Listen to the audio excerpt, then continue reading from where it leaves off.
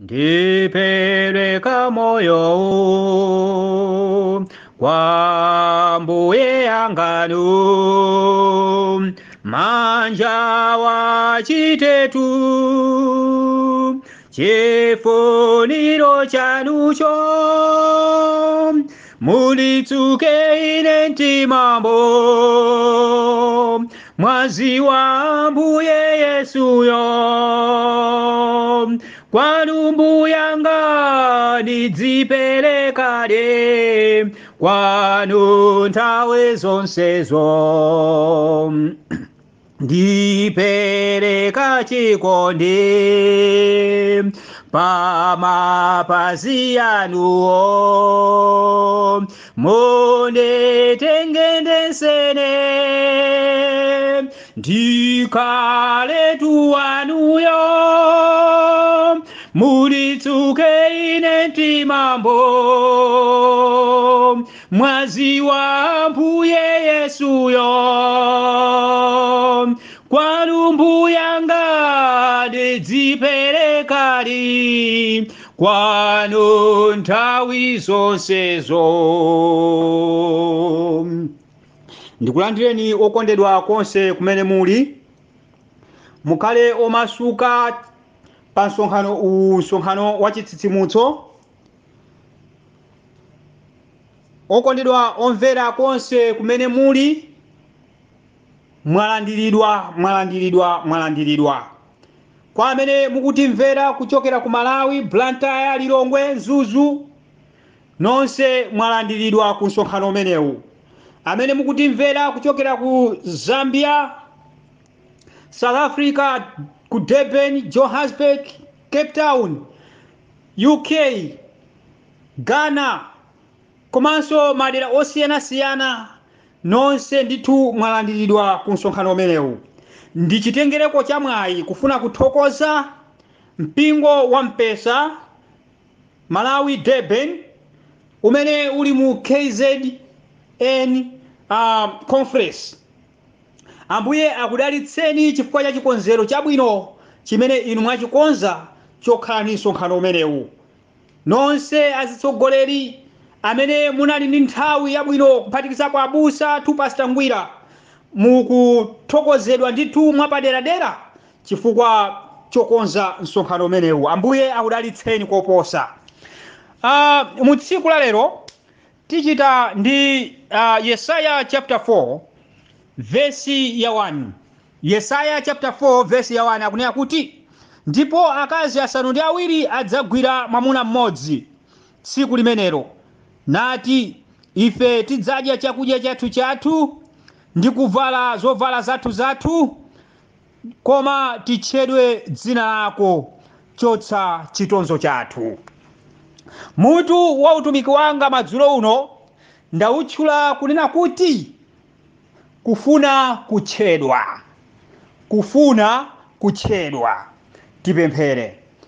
Wokonda inu Yehova Mulungu amene muli kumwamba, zikomo chifukwa inu mwatipatsanso mwayi wina, mwayi oti timve mawu anu.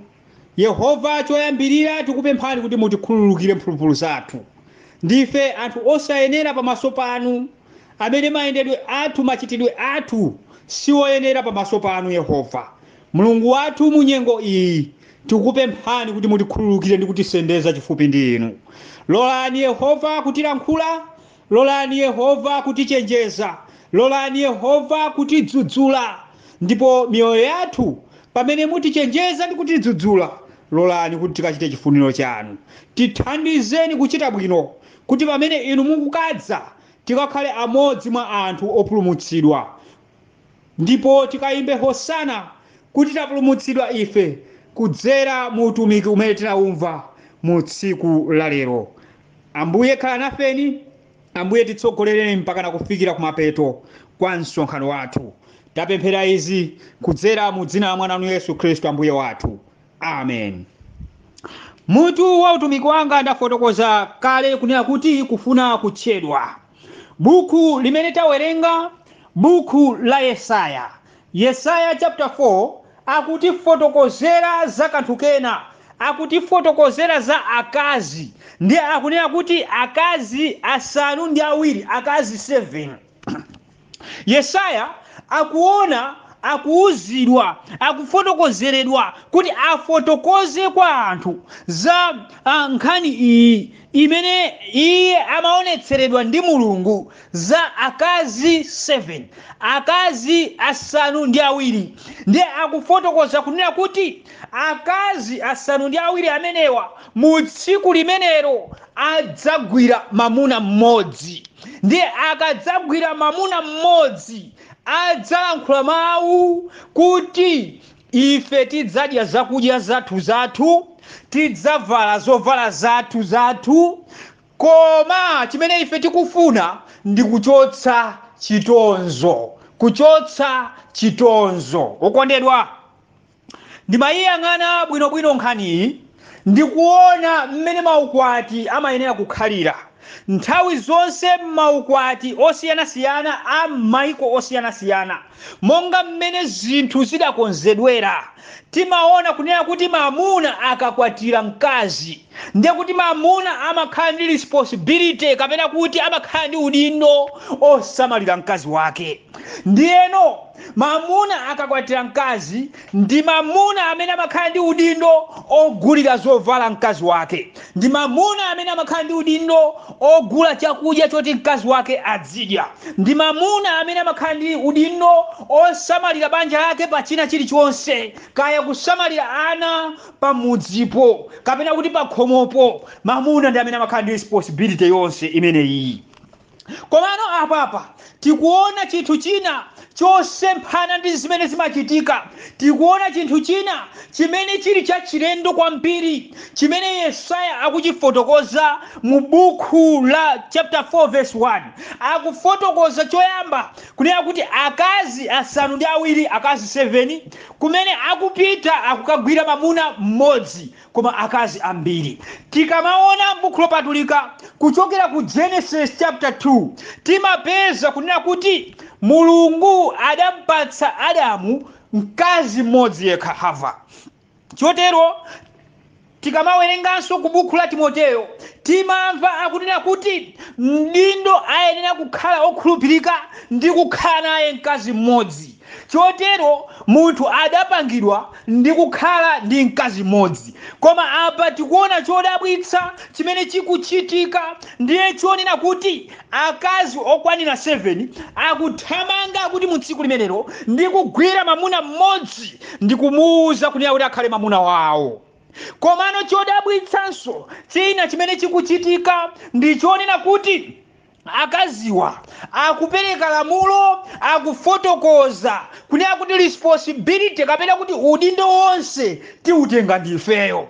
Kaya kunkhani ya zovala iwe usadandaule iyayi, zovala tidzigula tokha. Kaya kunkhani ya chakudya usadandaule iyayi, zokudya tidzigula tokha. Kaya kunkhani ya chithandizo china chilichonse zapakhomo pano iwe usadandaule iyayi, ife tidzipangira patokha. Koma chimene ife tikufuna pa iwe ndichonena kuti uchotse chitonzo chathu, tingotchedwa dzina lako, tichedwe misisi uje, chimene akaziwa akufuna. Wokondedwa, tikamakhala mu dziko lino lapansi timadziwa kunena kuti ndipo timamva kunena kuti akazi amene ali pa banja amakhala akazi olemerera, amakhala akazi amene alibe chitonzo. Munthu akakhalitsa osakhala pa banja amalandira zitonzo zosiyanasiyana, mwina ena mpakana kumamunena kuti ndi hule. Anthu amamnena mu njira zambirimbiri nampatsa mayina osiyanasiyana chifukwa munthu uyo sadakwatiwe, chifukwa munthu uyo sadakwatire. Ndiye tsopano apa akupherezera kapena kuti akuphera mphongo, ndiye akufotokoza azimayiwa kuti ife kutonzedwa tatopa nako, ife kunyozedwa ndi kunenedwa ndi kupatsidwa mayina tatopa nako. Chimene ife tikufuna ndichonera kuti chitonzo chichoke. Chimene ife tikufuna ndichonera kuti mayina anthu amene akutiveka mayina oyipa atichokere. Ndiyeno chimene tikufuna nchonera kuti zimenezi zikatichokera, zitonzozo zikatha, mayina athu asinthe, titchedwe dzina lako. Nthawi zonse munthu akakhala pa banja amasintha dzina ngati ali wamkazi, amayendera dzina la mwamuna wake. Tingoyerekeza kunena kuti munthuyo dzina lake linali tingoyerekeza kuti munthuyo dzina lake linali Edith, mupeza kunena kuti wasintha dzina, mwalo motchedwa Edith kana ni makandanje akupezeka kunena kuti akutchulidwa kunena kuti Mrs. Kapherana. Dzina limene akusinthidwa ndi dzina la atate, ndi kupezeka kunena kuti akutenga dzina la mwamuna wake. Chotero apa tikuona nkhani ya azimayi awa akunena kuti ife tikufuna titchedwe Mrs. Uje, ife tikufuna titchedwe dzina lako, kuti tikamayenda tisakhalenso muchitonzo iyayi. Wokondedwa, Baibulo likufotokoza kunena kuti azimayiwa akupitiriza ndi kunena kuti china chilichonse tizipangira tokha, kaya ndi ntchito kaya ndi chani, iwe usadandaule iyayi, koma chimene tikufuna ndi kungotchedwa dzina lako.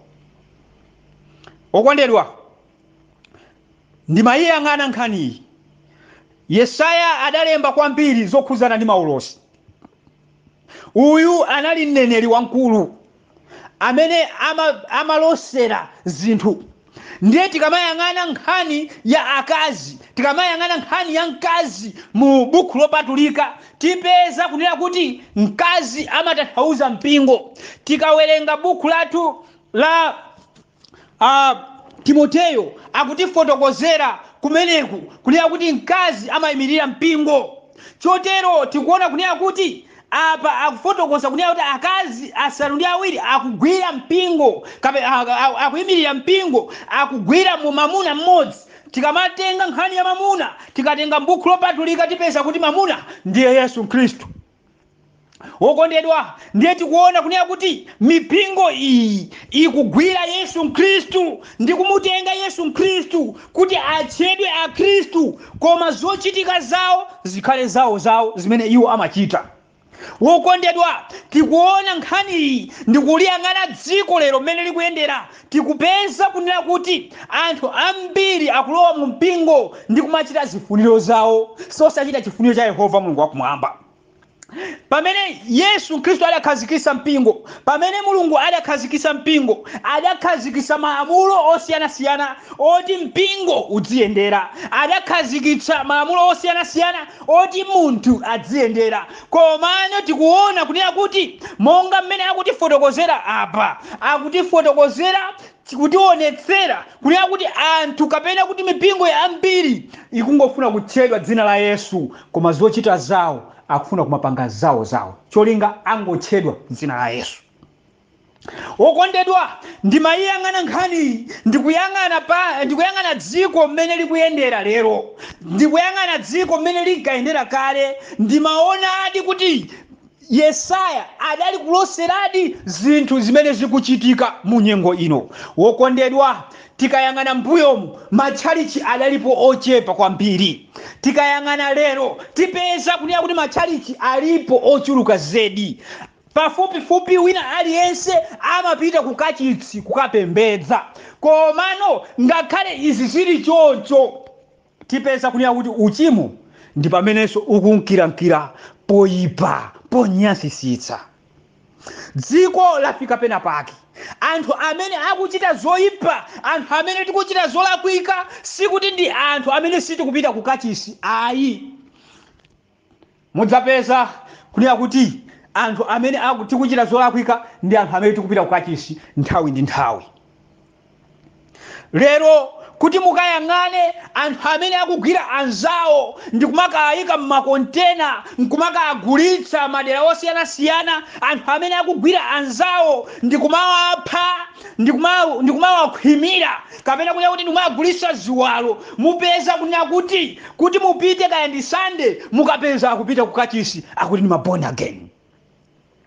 Kufuna kudya zathu ndi kuvala zathu, kungofuna kuchotsa chitonzo, kungofuna kukhala born again ongochotsa chitonzo.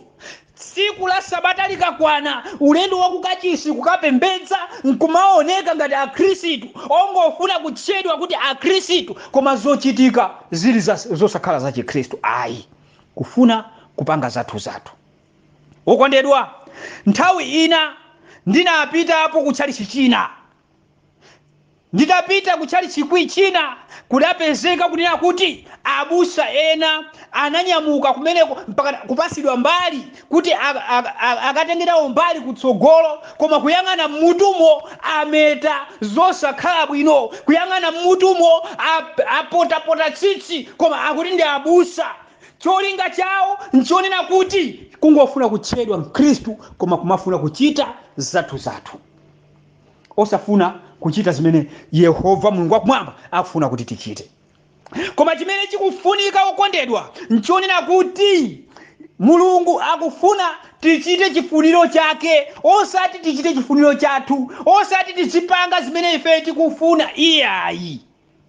Tsiku lina president wakale wa dziko la South Africa Jacob Zuma adafotokoza kunena kuti chikudabwitsa nchonena kuti masiku ano tchalichi chili pena paliponse, pafupifupi kona ina iliyonse mupeza kuti pali tchalichi. Komanso ngakhale izi zili choncho mupeza kunena kuti uchimo wakhodzokera kwambiri kusiyana monga mmene zinalili poyamba.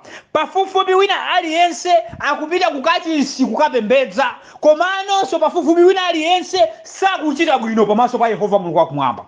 Ndiye anamaliza ndi mawu onena kuti muzifufuze inu mabishop, muzifufuze inu abusa, muzifufuze inu ampingo kuti kodi chikuchitika ndi chani. Something is wrong somewhere. Iye adafotokoza motero, pali china chake chimene chalakwika pa ife pakati pathu. Chifukwa kupita kukachisi tikupita nthawi ndi nthawi, koma dzigololo tikupangabe. Kupita kukachisi tikupita nthawi ndi nthawi, koma ufiti usiku nkumatambabe. Kupita kutchalichi tikupita nthawi ndi nthawi, koma uhule osasiya iyayi. Kupita kutchalichi tikupita nthawi ndi nthawi, koma kuba osasiya iyayi. Muzi ntchitomu, ntchito zambiri kapena kuti makampani ambiri akugwa, anthu amene akugwesa makampaniwo sikuti ndi anthu osapembedza, kuti mukaone mukapeza kunena kuti ndi akuluso ampingo kukachisi kwawo, enanso ndi azibusa, koma akukhalira kuba ndi kumagwesa makampani kufuna kutchedwa dzina la Yesu Khristu, koma tisali mmenemo iyayi. Tikufuna kumapanga zinthu zathu, tikufuna kumachita mmene ife tikufunira, osakhala kuchita zimene Yehova Mulungu wakumwamba akufuna. Mulungu sakufuna kuti ife tikhale anthu otero. Tikamawerenga buku lathu la Mateyu chapter 3, Mateyu chapter 3, Mateyu chapter 3 verse 8, Yesu adalankhula mawu. Yesu analankhula mawu pa Mateyu chapter 3 verse 8. Iye adalankhula motere: onetsani inu zipatso zakuyenera kutembenuka mtima. Onetserani inu zipatso zakuyenera kutembenuka mtima. Yesu ataona kunena kuti chimene chikufunika monga akhristu tinayenera kuonetsera zipatso zakutembenuka mtima, kuti ndiyatembenukadi. Tinayenera kuonetsera zipatso kuti ndife akhristudi machitidwe athu. Kodi machitidwe athu ndi amtundu wanji? Machitidwe athu ndi otani amene tikupanga? Tikuonetsera ife zipatso zoti tidatembenuka, kapena ndife amene tikumugwira Yesu? Tikamugwira Yesu ndikunena kuti tingotchedwa akhristu, koma tikufuna tizipanga zimene ife tikufuna. Mulungu sakufuna zimenezo, Yesu Khristu sakufuna zimenezo. Akufuna kunena kuti ngati ife tasankha kukhala akhristu tiyenera kuchita chifuniro chake. Ngati tasankha kukhala akhristu tiyenera kuchita kuyenda m'mapazi ake monga mmene iye adayenda. Yesu Khristu akhale chitsanzo chathu, chitsanzo chimene chidapereka chitsanzo chabwino pa dziko lapansi, chitsanzo chathu chimene sichidaphe anthu. Yesu Khristu chitsanzo chathu chimene sichidapange chigololo iyayi, chitsanzo chathu chimene sichidaswe sabata iyayi, chitsanzo chathu chimene sichinanene bodza pakamwa pake, chitsanzo chathu chimene chinagonjetsa Satana pa dziko lapansi. Chotero ifenso tinayenera kuonetsa zipatso zakutembenuka mtima, tinayenera kuonetsa zipatso kuyenda m'mapazi a Yesu Khristu monga iyeyo ali mamuna wa mpingo. Okondedwa, madzulo uno Yehova atithandize, Yehova atitsogolere, chifukwa takhala tisakuchita bwino pamaso pake, takhala tikuchita chifuniro chathu osati chifuniro cha Yehova Mulungu wakumwamba. Timatchedwa akhristu inde, koma zochitika zathu zinali zosakhala za chikhristu iyayi. Pakamwa pathu sipamapanga akti ngati akhristu iyayi, mayendedwe athu samayenda ngati ndife akhristu iyayi, machitidwe athu angakhale mayang'anidwe athu sitimayang'ana ngati akhristu iyayi. Madzulo uno okondedwa, Yehova ananena atithandize, Yehova ananena atitsogolere kuti kachitidwe kathu kasinthe. Ngati tatenga Yesu kukhala Ambuye ndi Mpulumutsi wathu, ngati tatenga Yesu kukhala monga mamuna wathu, okondedwa, tiyenera kuchita chifuniro chake. Ngati mubanja mupezeka kunena kuti mkazi sakupanga chifuniro cha mamuna, limenelo silikhala banja iyayi. Komano chimene chimafunika nchonera kuti pa banja pamakhala malamulo. Chotero pamafunika kunena kuti malamulo azitsatiridwa kuti banja likhalepo. Chotero okondedwa, tingathe kukhala akhristu ife, koma ngati sitikuchita chifuniro cha Yehova Mulungu wakumwamba, ngati sitikufuna kuyenda m'mayendedwe amene Yesu Khristu akufuna, ndiye kuti tili chabe, sife akhristuso iyayi. Chifukwa tikufuna kupanga zathu, tikufuna kudya zathu, mmene ife tingadyere osakhala ndi mmene Mulungu adafunira kuti ife tizidya. Tikufuna tiziyenda ndi kavalidwe kathu monga mmene ifeyo tivalira osakhala mmene Mulungu akufunira kuti tivalire. Chotero tinayenera ifeyo kungozisiyanso osatchedwa akhristu, komano tizingopanga zimene njerekezi akufuna ndi kutsatira njerekeziyo. Sitingaphatikize zinthu ziwiri ayi, koma tiyenera kumutenga Yesu Khristu nkukhala Ambuye ndi Mpulumutsi, ndi kukhala iyeyo wotitsogolera kuchina chilichonse, ochita chifuniro chake mu china chilichonse. Nyimbo ija imene tinayimba makamaka pa vesi lomalizira likufotokoza kunena kuti ndipereka chikondi pa mapazi anuwo, munditenge ndesene ndikhaletu wanuyo. Nyimbo imene ikufotokoza kunena kuti atitenge tonse, atitenge ndense mbali ina iliyonse ndi kukhala wake wa iye. Chotero ziwalo, kaya ndi miyendo, kaya ndi maso, kaya ndi makutu, kaya ndi mutu, thupi lina lililonse lichite chifuniro cha Yehova Mulungu wakumwamba. Okondedwa, madzulo uno Yehova atithandize kuti tichite chifuniro cha Yehova Mulungu wakumwamba. Mkutheka mukukhala kwathu sitinachite bwino iyayi, sitimapanga ifeyo monga akhristu timafuna kumapanga monga zathu zimene ife tikufuna.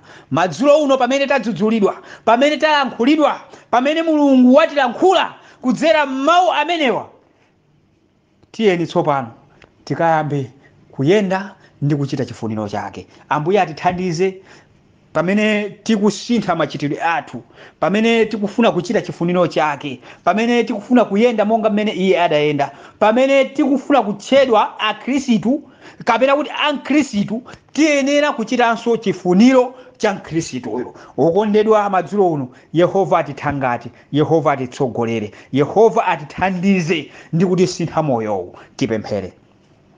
Wokonda inu Yehova Mulungu wakumwamba, tikudza pamaso panu pa nthawi ino ya madzulo. Zikomo kwambiri chifukwa mwatilankhula. Tinali anthu ife okhala ngati akazi awa asanu ndi awiri amene anagwira mamuna mmodzi ndikufuna kuchita zifuniro zawo, koma angotchedwa dzina la mwamunayo. Tinali amodzi ife ofuna kungotchedwa dzina lanu, koma machitidwe athu samaonetsera zipatso za inuyo ayi. Chotero madzulo uno Yehova tikupemphani kuti mutikhululukire mphulupulu zathu, tikonzeni mayendedwe athu, tisintheni kuti tiyambe kuyenda nanu, tichite chifuniro chanu muchina chilichonse, ziwalo zathu zikhale zikuchita chifuniro chanu. Tithandizeni ndi kutitsogolera. Ambuye nkutheka pakati pathu alipo ena amene akudwala, Yehova tikupemphani kuti madzulo uno mwathandize, mwakhudze modabwitsa. Yehova alipo ena akusowa ntchito, ena akusowa mabanja, ena akusowa mtendere kumene, ena ali mukuthawa nkhondo kusowa mtendere. Yehova Mulungu wathu, anthu onsewo mukayendere mwa njira yapadera, popeza ndinu Mulungu amene mumakhonza kukwaniritsa china chilichonse. Yehova kwaniritsani chosowa cha munthu wina aliyense, ngati chosowacho chili chomutengera wina aliyense kumpando wanu. Chotero tikupemphani kuti mukhudze chosowa cha munthu wina aliyense ndi dzanja lanu lamphamvu. Tithandizeni kuchita chifuniro chanu, kuti pamene inu mukukadza tikapezeke mu ufumu wanu. Konzani miyoyo yathu kuti pamene inu mukukadza tikapulumutsidwe ife. Tithandizeni kuchokera pakali pano pamene tikupita kutsogoloko, kuti tikhale tikuchita chifuniro chanu nthawi zonse. Tapemphera izi kudzera mu dzina la mwana wanu Yesu Khristu Ambuye wathu. Amen.